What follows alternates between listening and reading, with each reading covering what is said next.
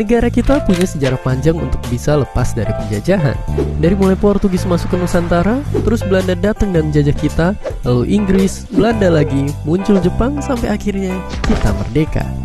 Meski sejarah nggak bisa diandaikan, tapi ayo coba kita pikirkan, apa jadinya jika kita, Indonesia, tidak pernah dijajah?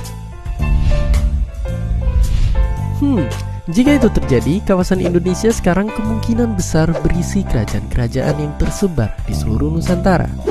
Mungkin nama Indonesia dan segala simbol-simbol negara kita, dari mulai bendera merah putih, bahasa Indonesia, mata uang rupiah, sampai Garuda Pancasila, tidak akan pernah ada. Bagaimana bisa begitu? Jadi, dari mulai ribuan tahun lalu, peradaban diperkirakan sudah muncul di Nusantara.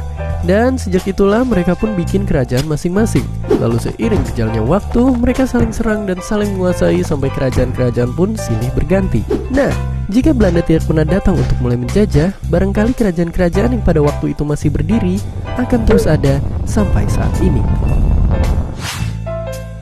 Ya, mungkin di zaman modern, kerajaan-kerajaan ini bakal jadi negara kayak Thailand, Jepang, dan juga Liechtenstein.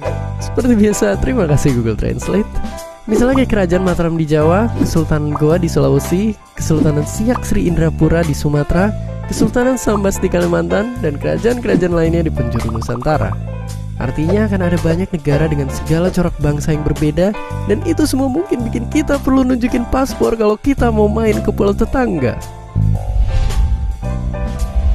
Dan gak cuma itu, jika Cornelis de Houtman waktu itu kesasar dan gagal nyampe di pelabuhan Banten, mungkin Belanda dan negara-negara Eropa lainnya gak bakal sekaya sekarang. Dan di saat bersamaan, Nusantara barangkali akan lebih sejahtera.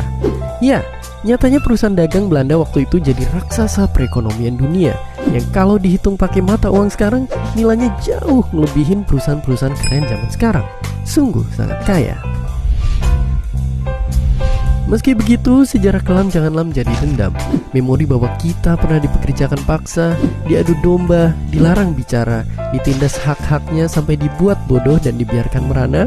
Sejarah harus jadi pengingat bahwa kini manusia Indonesia harus bangkit, bersatu, dan berjuang demi mewujudkan cita-cita dan menjadi bangsa yang cerdas, kuat, dan hebat. Merdeka!